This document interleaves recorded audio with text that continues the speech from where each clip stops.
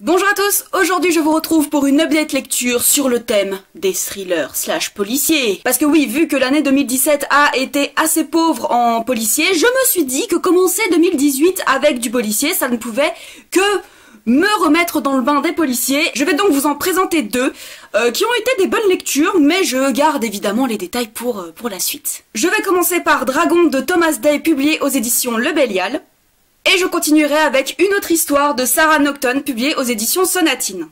Dans Dragon, vous allez rencontrer un inspecteur qui s'appelle Tannhäuser Ruetpokanon, qui va être sur une affaire de tueur de pédophiles par un certain Dragon. Dragon est un tueur en série qui tue les gens qui prennent les enfants pour des objets sexuels, pour les pédophiles. Et ça se passe à Bangkok. Je ne vais pas vraiment vous en dire plus, parce que le livre fait un peu moins de 300 pages, même un peu moins de 200 si je ne me trompe pas, il fait un peu moins de 200 pages, donc je vais peut-être pas forcément m'étaler trop sur l'intrigue. Ça a été le premier thriller du coup que j'ai lu cette année et j'ai plutôt bien accroché, et c'est une amie qui me l'a offert, Citron Trotter, si vous avez vu ma vidéo sur le tag Ultime Harry Potter, et bah c'est elle qui me l'a offert, merci encore. J'ai vraiment trouvé ce livre intéressant de par la structure du roman, puisque vous avez deux choix de lecture. Vous avez le choix de lire le livre comme il vous est présenté, ou alors de lire les chapitres dans l'ordre. Puisque la structure de base du roman, les chapitres ne sont pas dans l'ordre chronologique, ils ne sont pas à la suite. Par exemple, le premier chapitre qu'on a au début du roman, c'est le chapitre 17.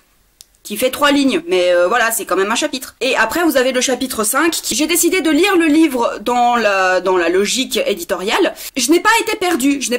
Puisque le livre est suffisamment bien écrit pour qu'on comprenne à peu près où on en est. C'est vrai qu'au début, j'étais un peu déroutée. J'étais, ah mais attends, on n'a même pas eu de début, qu'est-ce qui se passe? Et c'est quand j'ai demandé à Nina si c'était normal qu'elle m'a dit, mais oui, mais en fait, les chapitres sont pas dans l'ordre dans la version éditoriale, mais tu peux lire le livre avec l'ordre de chapitres que tu veux. Peut-être que courant de l'année 2018, je vais lire du coup avec l'ordre 1, 2, 3, 4, 5, 6. Mais en tout cas, j'ai franchement bien aimé cette lecture. Ça a été vraiment une très belle découverte. Par contre, évitez de lire ce livre dans des lieux publics. Je vous explique. Là, ça va être épisode 36-15 My Life. Il y a à un moment donné dans ce livre un chapitre très gore. Mais quand je vous dis très gore, c'est que même moi j'étais mal à l'aise. Donc pour que moi je sois mal à l'aise devant une lecture, c'est qu'il faut vraiment que ce soit un taux élevé dans le gore. Et le problème, c'est que j'étais à Carglass, en train d'attendre que mon pare-brise soit réparé. Alors je sais pas si le mec s'appelait Olivier, mais j'étais dans la salle d'attente comme ça, et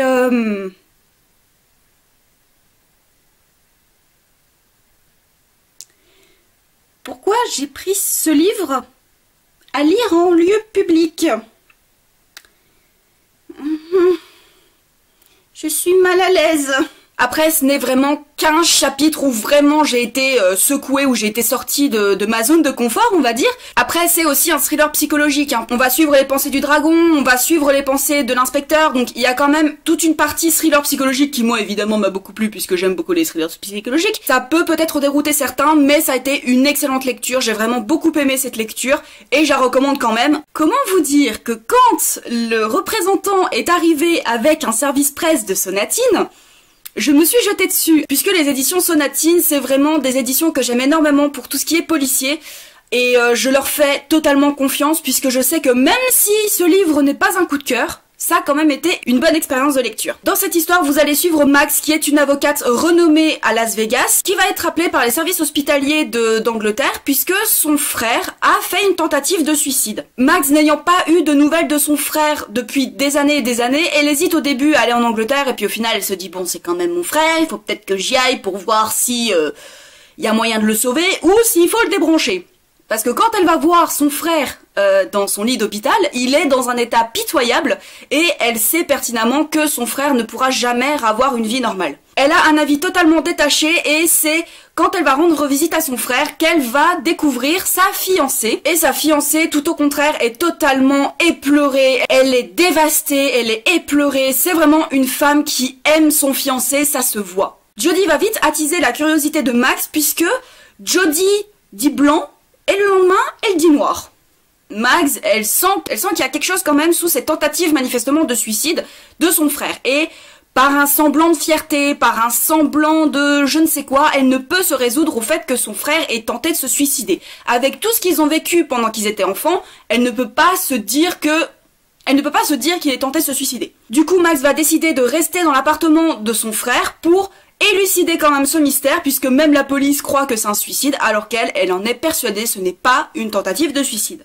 Comme je le disais dans l'introduction de ce livre, ça n'a pas été un coup de cœur, puisque malheureusement, j'ai deviné, on va dire, 80% de ce qui se passait. Peut-être que c'est la faute à mes parents qui m'ont fait trop voir Les Experts et autres séries policières. Alors je ne sais pas si c'est le premier roman de l'autrice, en tout cas, les ficelles qu'elle laissait tout au long du roman étaient beaucoup trop grosses pour moi, c'est-à-dire qu'à chaque fois qu'elle laissait un petit truc dans le texte, j'étais là, ouais bah en fait c'est parce que c'est ça.